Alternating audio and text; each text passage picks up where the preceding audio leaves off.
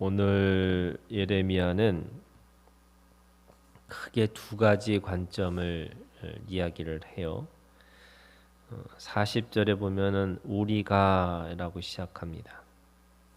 그 우리가라고 하는 것은 지금 이 하나님 앞에 짓는 죄가 자신을 포함해서 공동체의 죄라 이렇게 얘기하는 거죠. 누구 한 사람만 회개하는 것이 아니고 이스라엘 모든 백성들이 하나님 앞에서 그 죄를 자복하고 또 하나님 앞에 돌아서서 하나님 앞에 돌아와야 된다. 이 관점을 가지고 있어요.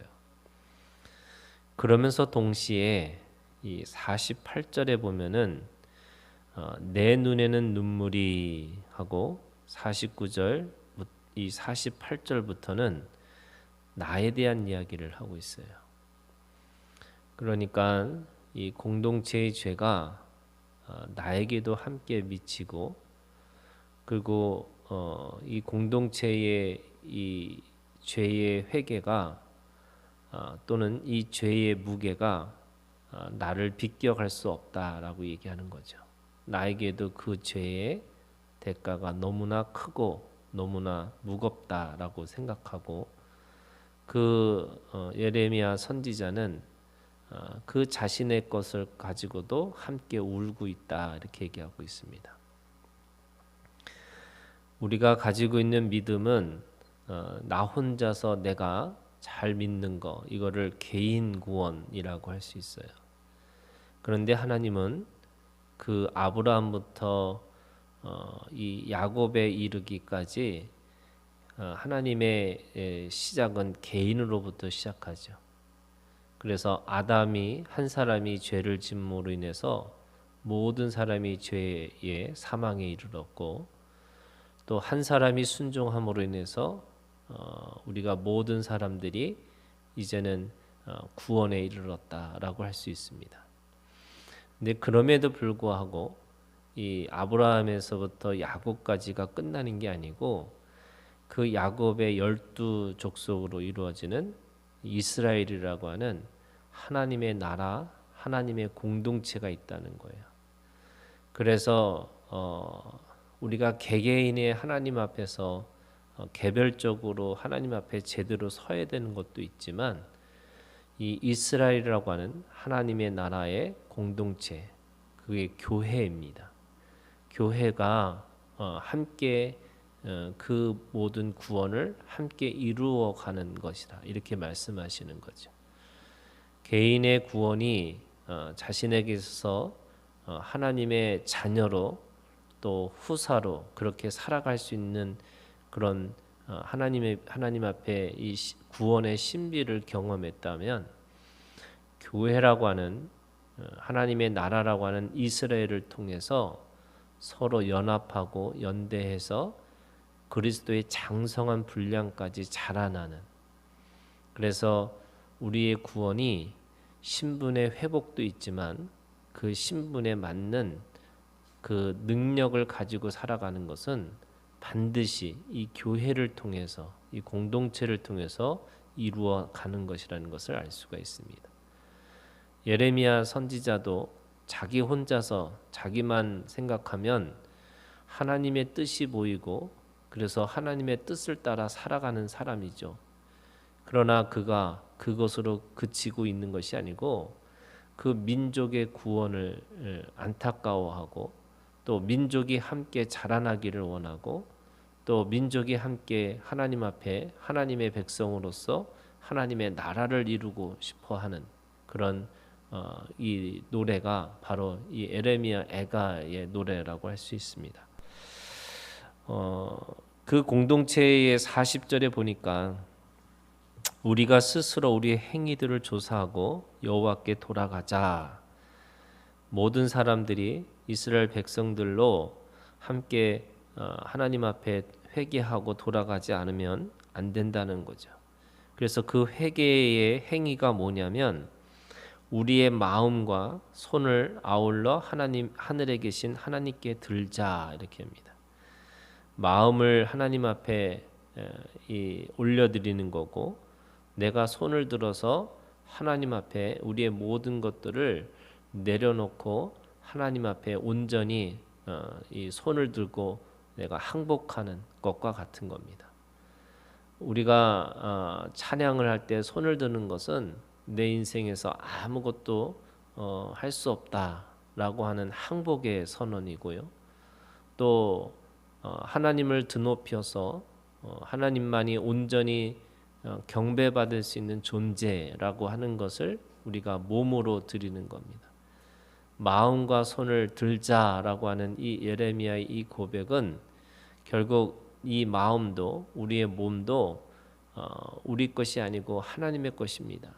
그러면서 동시에 하나님이 온전히 주장하지 않으면, 내 마음과 내 몸을 주장하지 않으시면 결코 하나님 앞에 갈 수 없다라고 이야기하는 거죠.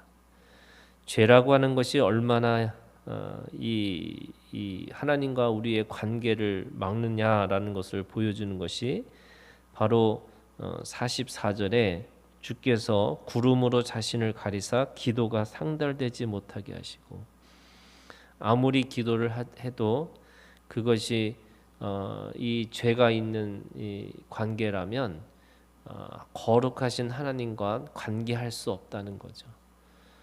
그렇기 때문에 하나님은 그 사이를 구름으로 두시겠다 이렇게 말씀하세요.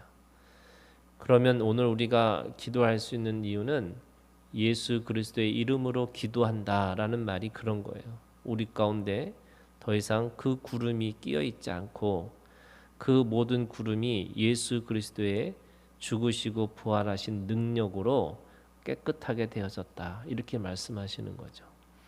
그런 의미에서 그 죄는 늘 우리를 가로막고 있는 장벽과 같은 겁니다.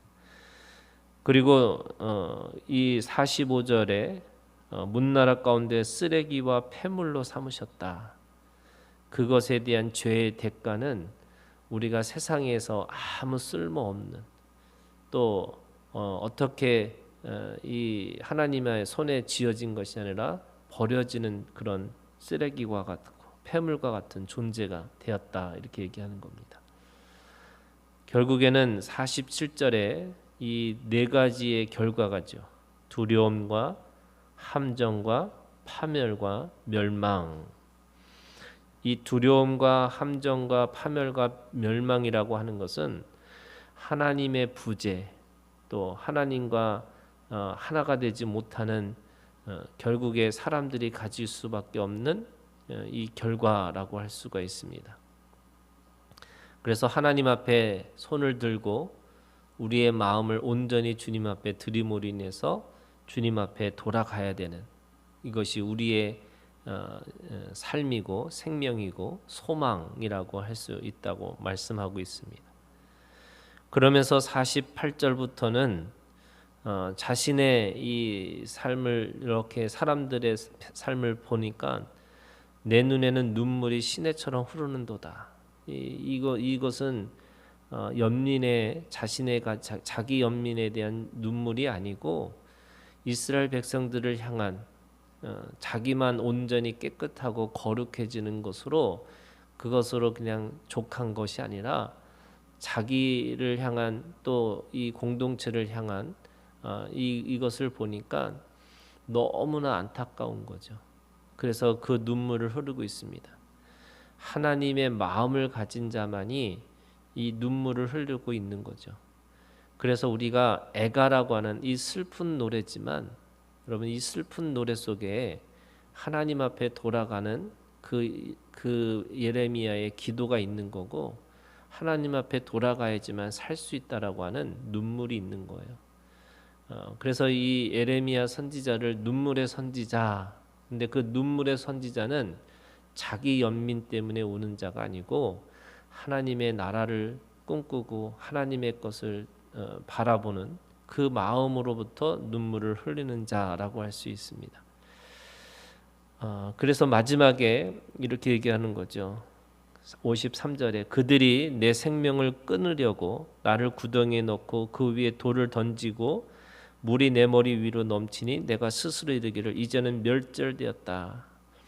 이제는 자신이 가지고 있는 진리의 삶을 살고자 할 때 자기에게도 그것이 멸절되는 것처럼 느껴질 정도로 너무나 고통스럽고 너무나 아프다는 거죠. 이스라엘 백성들이 가지고 있는 죄를 뒤집어 쓰고 자신도 그 속에서 들어서 함께 아파하고 함께 고통 가운데 있는 그 예레미야의 자신의 모습을 이야기하고 있습니다. 자기만 구원받는 게 아니고 자기만 깨끗하면 되는 게 아니고 함께 그들과 함께 울고 또 함께 즐거워하고 또 그래서 함께 그 고통 가운데 있는 그 예레미야의 그 마음이 바로 하나님의 마음과 같은 거죠. 그래서 오늘 우리가 나의 구원만을 위해서 살아가는 것이 아니고요. 우리가 함께 공동체, 교회를 위해서 또 하나님의 나라를 위해서 진리를 위해서 또 그 생명을 위해서 함께 울고 함께 웃는 그 하나님의 마음이 오늘 우리 가운데 있기를 주님의 이름으로 축원합니다.